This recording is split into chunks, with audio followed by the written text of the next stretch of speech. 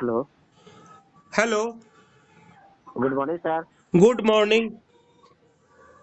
Sir ये इतना महंगाई पे पेंशन 400 मिलता है, तो पेंशन को लेकर हम लोगों को लिए एक खास प्रोग्राम करना चाहिए कि जो सरकार के नजर में आ सके। और जो दिव्यांग का जो लाभ मिलता है, जो उचित लाभ नहीं मिलता है, तो इस संबंध में आप दिव्यांग को जागरूक कीजिए सर, कुछ योजना के अंतर्गत। निश्चित रूप से बिहार के दिव्यांगों को जागरूक होने की आवश्यकता है और इसके लिए आपने आह्वान किया है कि एक प्रोग्राम होना चाहिए। तो निश्चित रूप से 6 फरवरी 2023 को आपके कथनानुसार, क्योंकि मैं दिल से काम करता हूं और दिमाग कहीं नहीं लगाता हूं, तो 6 फरवरी 2023 को गांधी मैदान जो है, सुबह 10 बजे से 3 बजे तक हम लोग सत्य और अहिंसा की लड़ाई लड़ेंगे। क्योंकि हम लोगों को सरकार लाचार और बीमार समझती है, लेकिन हम लोग लाचार बीमार नहीं है। हम लोगों ने कई बार विधानसभा में और मुख्यमंत्री सचिवालय, राज्यपाल सचिवालय में अपने सभी मांगों को प्रमुखता से रखते आ रहे हैं। और हम डिफरेंट एबिलिटी ऑफ डिसेबिलिटी है, मतलब हमें वो सब करने की ताकत है जो एक आम जनता में करने की ताकत होती है।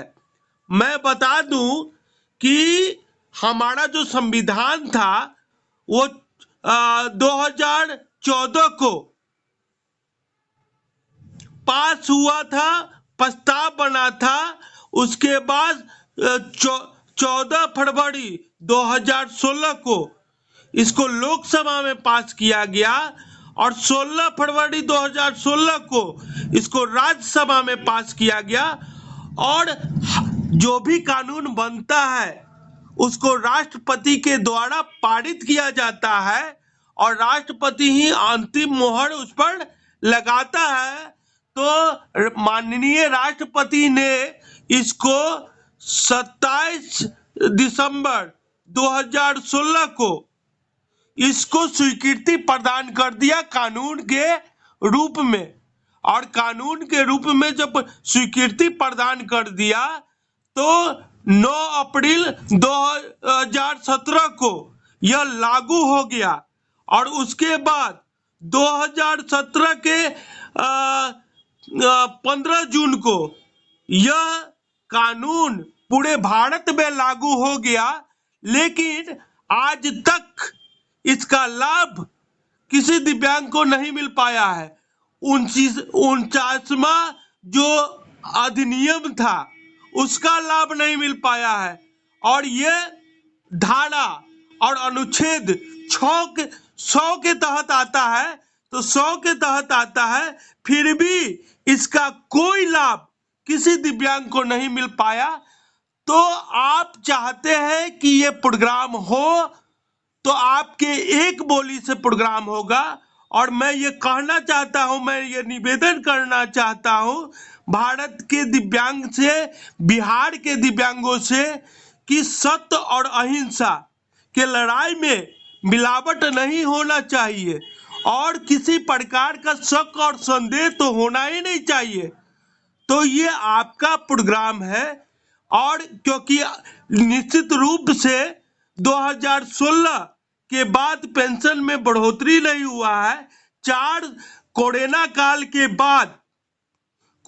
काल के बाद सभी की राशि को बढ़ाया गया। एक मजदूर को एक सहयोग राशि दिया गया, लाचार को सहयोग राशि दिया गया, बुजुर्ग को बेनिफिट मिल गया कि वैसे बुजुर्ग जो इस श्रेणी में नहीं भी आते थे, सरकार ने ये डंका के चोट पे बोला कि उस श्रेणी को भी हम उसका पेंशन का लाभ देंगे।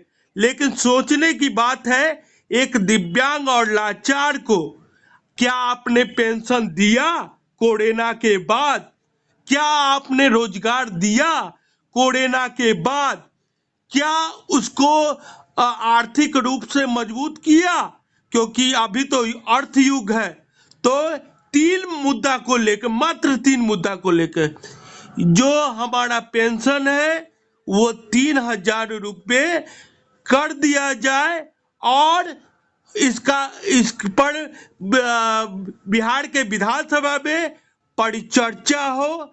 हमारा जो रोजगार है उसको सही तरीके से जमीन पर उतारा जाए, क्योंकि कोरोना के बाद किसी दिव्यांग को रोजगार से जोड़ा नहीं गया है। यहाँ तक कि कट ऑफ मार्क जनरल से ज्यादा आ रहा है, तो आरक्षण का क्या लाभ मिल पा रहा है? और जो आरक्षण हमें दी जाती है 1% में 18 प्रकार के दिव्यांग, वहीं से भ्रष्टाचार का शुरुआत होता है।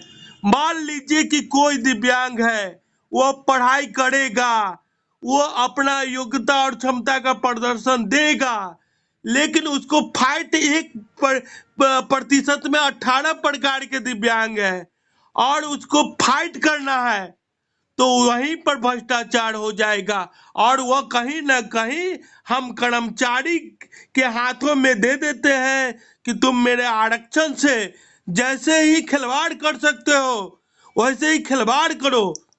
तो इन सारी बातों को लेकर और साथ ही साथ आज का लोकतंत्र ऐसा है कि लोकतंत्र में जब तक लोग प्रवेश नहीं करते हैं तो किसी समाज का उत्थान नहीं होता है।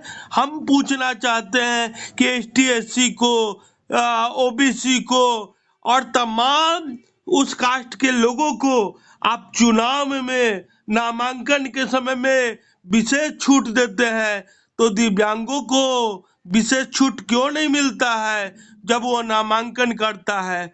तो आजकल का भगवान कहा जाता है राजनीतिज्ञ, वहां भी उपेक्षित, हमारा आरक्षण का लाभ नहीं मिल पा रहा है। 80 नंबर ला के लड़का का आरक्षण का लाभ नहीं मिल पा रहा है, तो उसका उत्थान कैसे होगा?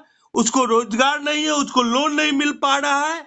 और हमारी पेंशन जो 400 रुपया देते हैं, एक ब्रेड का भी अगर कोई डिब्बा लेने जाता है तो उसको एक दिन का खर्च होता है 14 रुपया, और 14 रुपया से कहीं ज्यादा उसको चुकाना पड़ता है। तो आपका मंशा क्या है कि एक दिव्यांग भूखे पेट सोए?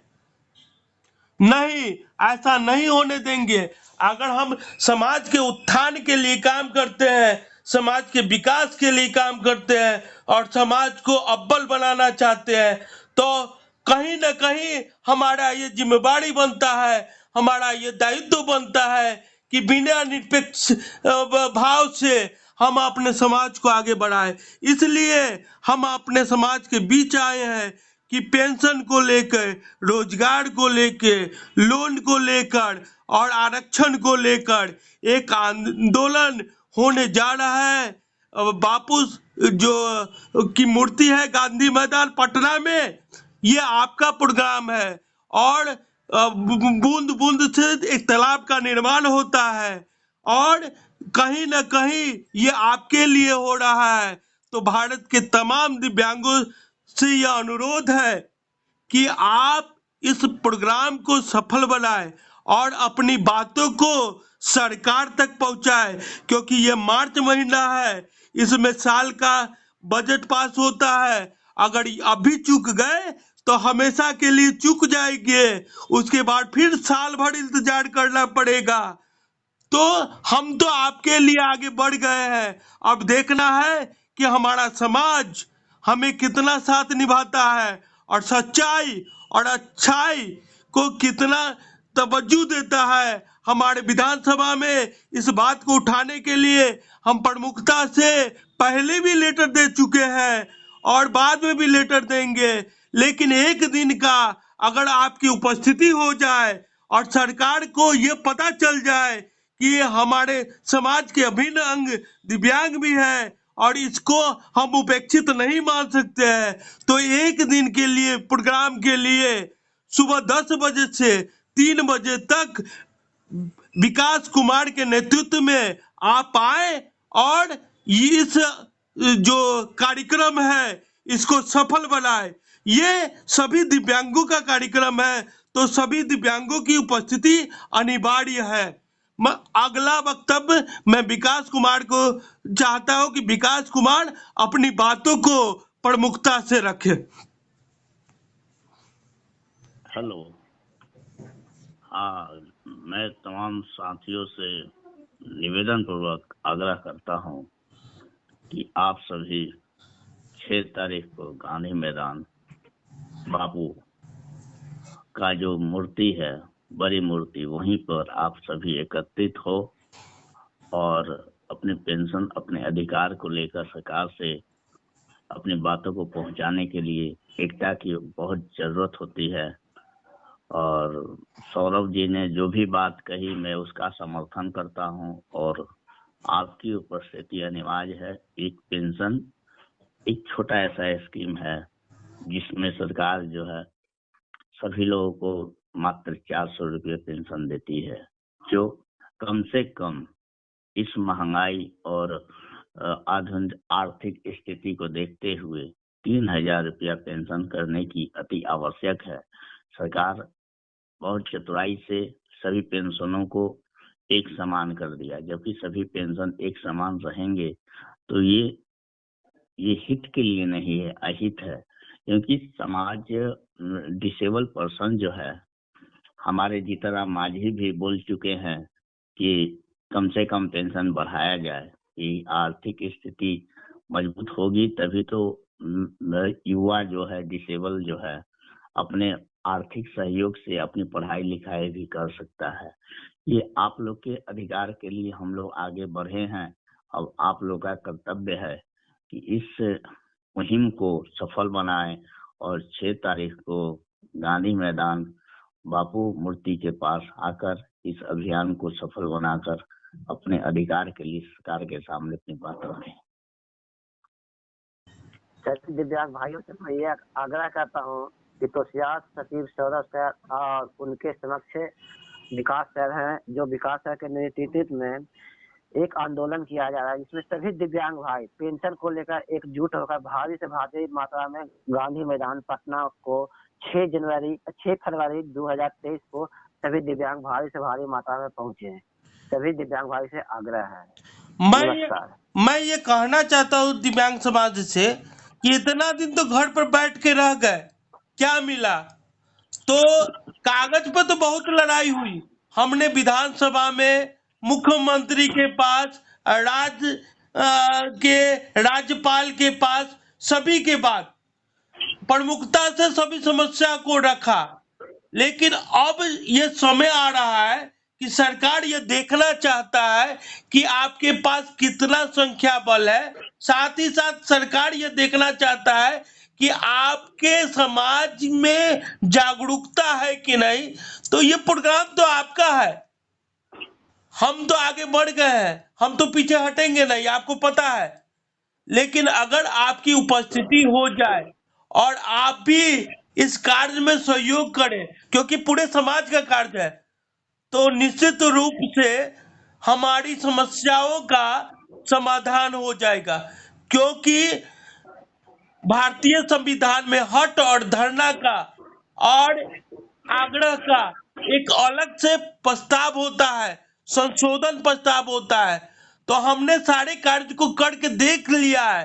अब अपने हट और अपने आग्रह से सरकार का ध्यान अपनी ओर आकर्षित करना है और आगामी विधानसभा सत्र से पहले अपने अधिकार के प्रति, अपने समाज के प्रति अपने दायित्व का निर्वहन करना है। उसमें एक एक दिव्यांग की उपस्थिति बहुमूल्य है। अब यह फैसला हम आपके ऊपर छोड़ते हैं कि आप इस प्रोग्राम को सफल बनाइएगा या नहीं बनाइएगा। नमस्कार।